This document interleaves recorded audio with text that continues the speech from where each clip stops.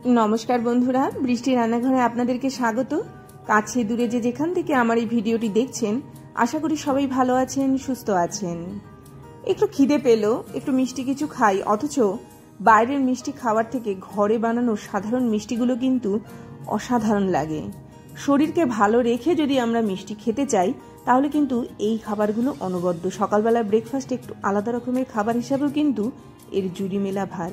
এমন একটা মিষ্টি খাবার নিয়ে কিন্তু আজকে আমি আপনাদের কাছে হাজির হলাম। খাবারটা আমি শুরু করছি 1 চামচ ঘিয়ের দিয়ে। ঘি শরীরের জন্য ভালো, পরিমাণ মতো খেতে পারলে পরে কিন্তু ঘি আমাদের শরীরে অনেকটা পরিমাণে উপকার করে।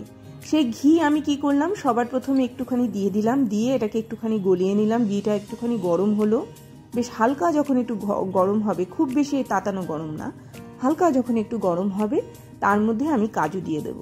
কাজু দিয়ে ভালো করে কাজুটাকে এরকমভাবে নাড়াচাড়া করে নিয়ে একটুখানি মুচমুচে করে ভেজে নেব। প্রত্যেকটা জিনিসকে আলাদা আলাদাভাবে ভেজে নেবেন, তাহলে কি হবে সেগুলো কিন্তু খেতেও ভালো লাগবে। আর সব থেকে বড় কথা, ঘিটা কিন্তু সবকটার মধ্যে লাগবে, কোনোটা আগে ভাজা হয়ে যাবে কোনোটা পরে ভাজা হবে এমন নয়।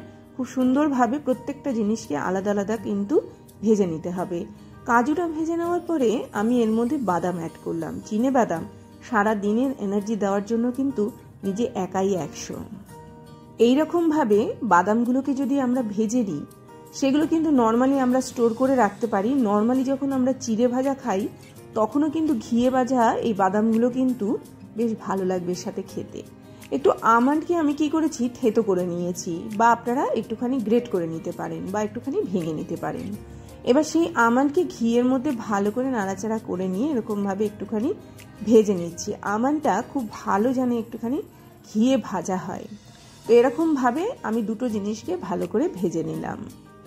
আমন্ডটা তখনই দেব যখন এটা ভালো করে চিনে বাদামটা প্রথমে ভাজা হবে, তারপরে আমন্ডটা আমি ওর মধ্যে দিয়েছি। তারপরে আমি এর মধ্যে একটুখানি কিশমিশ দেব, একটুখানি চারমগজ দেব। প্রত্যেকটা জিনিস শরীরের জন্য ভালো, প্রত্যেকটা জিনিসের পরিমাপ বুঝে গেছেন। প্রতিদিনকার লাইফে একটু ঘুরিয়ে খাবার, একটু অন্য রকমের খাবার যারা খুঁজছেন তারা এই খাবারটা কিন্তু অনায়াসে খেতে পারেন, আর অবশ্যই খাবেন। তার কারণ হচ্ছে প্রতিটা জিনিস কিন্তু আপনার শরীরের জন্য আবশ্যক। তো এরকমভাবে বাদামগুলো ভেজে তুলে নেওয়ার পরে চারমগজ এবং কিশমিশকে ভালো করে ভেজে নিয়ে তারপরে কিন্তু তুলে নিতে হবে। এবারে যেটা করব সেটা হচ্ছে কিছু গুড় আমি এর মধ্যে অ্যাড করছি। মোটামুটি ধরে নিন, আপনাদের যদি মনে হয় 1/2 কাপ থেকে 1/4 কাপ দিতে পারেন, 1 কাপও গুড় দিতে পারেন, তবে মিষ্টি যতটা কম দেওয়ার চেষ্টা করবেন। তাতে করে যে টেস্টের পার্থক্য হবে সেটা নয়। যারা একটু মিষ্টি খেতে ভালোবাসেন তারা মিষ্টিটা একটু বাড়িয়ে নিতে পারেন, তবে আমি বলবো যতটা পরিমাণে আমি মিষ্টি অ্যাড করেছি সেটাই যথেষ্ট। বরং উল্টে আরও বলবো যে মিষ্টিটা আরেকটুখানি কম দিলেও কিন্তু কোনো ক্ষতি নেই। মিষ্টিটার মধ্যে মানে গুড়গুলোর মধ্যে আমি একটুখানি জল দিয়ে দিয়েছি যাতে মিষ্টির পরিমাণটার সাথে একটু ব্যালেন্স হয়।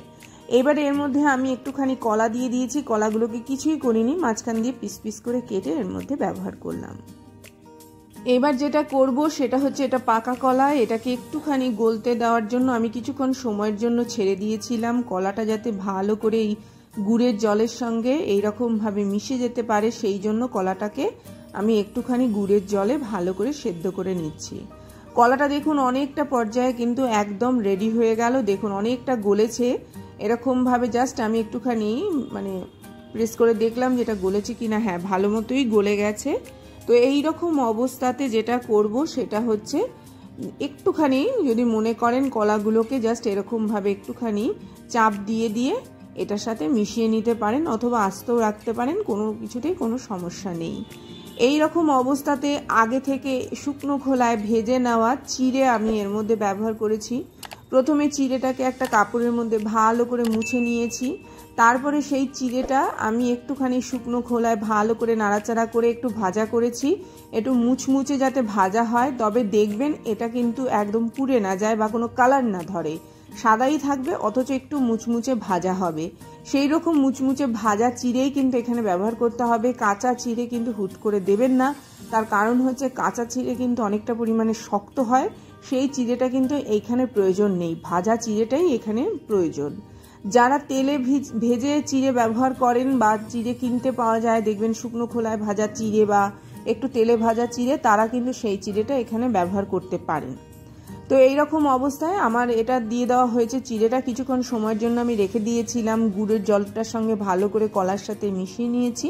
এবার ড্রাই ফ্রুটগুলো এর মধ্যে আমি অ্যাড করলাম। সব জিনিসটা দেওয়ার পরে এটাকে ভালো করে নাড়াচাড়া করে নিয়ে ফ্রাইং প্যানের মধ্যে ভালো করে মাখিয়ে নিয়ে এইবারে যেটা করব সেটা হচ্ছে এটাকে নর্মালি একটুখানি সময়ের জন্য আবারও ছেড়ে দেব এবং এটা কিছুক্ষণ অন্তর অন্তর এটাকে আবারও ভালো করে নাড়াচাড়া করার পরে এটাকে একটা প্লেটের মধ্যে খুব সুন্দরভাবে তুলে পরিবেশন করতে হবে। এটাকে মোটামুটি 1 থেকে 2 দিনের জন্য আপনারা রাখতে পারেন। শীতকাল হলে পরে মোটামুটি ফ্রিজে রেখে দিন, নর্মাল রেখে দিন, অনেক দিন পর্যন্ত খেতে পারেন।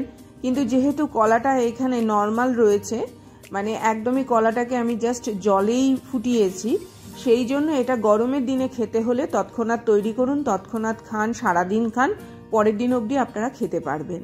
তো আমি নর্মালি যেরকম খাই সেটাই আমি আপনাদের সঙ্গে সময়টা শেয়ার করলাম। আমরা নর্মালি তৈরি করে সঙ্গে সঙ্গে খাই অথবা পরের দিন একটা আলাদা টেস্ট হয় সেই রকমভাবে খাই। একটুখানি ঘি আমি এর মধ্যে অ্যাড করলাম, এটার সঙ্গে ভালো করে একটুখানি মাখিয়ে নিয়ে আমার কিন্তু একদম রেডি হয়ে গেল। সকালবেলা ঘুম থেকে উঠে ব্রেকফাস্টের খাবার হিসাবে কিন্তু এই খাবারটা অবশ্যই বাড়িতে তৈরি করে খান। এটা একদম খুব ভালো করে চিড়ের সাথে মাখিয়ে নিচ্ছি। এটা দেখুন খুব সুন্দর একটা গন্ধ আসবে, এত সুন্দর ঘিয়ের গন্ধ আসবে, আর এই বাদামগুলো মুখে পড়লে এত ভালো লাগবে, একটু ক্রাঞ্চি টেস্ট আসবে। যদি মনে করেন বাদামগুলোকে একটুখানি ভেঙে নিয়েও এর মধ্যে ব্যবহার করতে পারেন অথবা আপনারা একটুখানি গুঁড়ো বাদাম হিসাবেও ব্যবহার করতে পারেন। তো এবার পরিবেশন করার পালা। সকালবেলার কিচ্ছু নয়, যাদের প্রচুর খিদে পায় তারা মোটামুটি ধরে নিন 1/2 কাপ মতো খেয়ে নিন, যথেষ্ট, পেটটাও অনেকটা ভরবে। আর সব থেকে বড় কথা হচ্ছে বাইরের খাবার বা নানা ধরনের তেল মশলাযুক্ত খাবারের থেকে এই খাবারগুলো কিন্তু বেশি ভালো। তো এই বলে আজকের মতো বিদায় নেব, আবার আসবো একটা খুব সুন্দর ভিডিও নিয়ে। ততক্ষণ সবাই ভালো থাকবেন, সুস্থ থাকবেন, দেখতে থাকবেন বৃষ্টির রান্নাঘরে। অবশ্যই চ্যানেলটিকে সাবস্ক্রাইব করবেন, অবশ্যই ভিডিওগুলো যত পারবেন তত শেয়ার করবেন। এইরকম আনকমন ভিডিও পাওয়ার জন্য অবশ্যই চ্যানেলটির পাশে থাকবেন এবং এইভাবে কিন্তু প্রতিদিনকার খাবারগুলোকে একটু ঘুরিয়ে ফিরিয়ে যারা মিষ্টি খেতে ভালোবাসেন তারাও কিন্তু নির্দ্বিধায় মিষ্টিগুলো খেতে পারেন, এতটাই সুস্বাদু এই খাবার।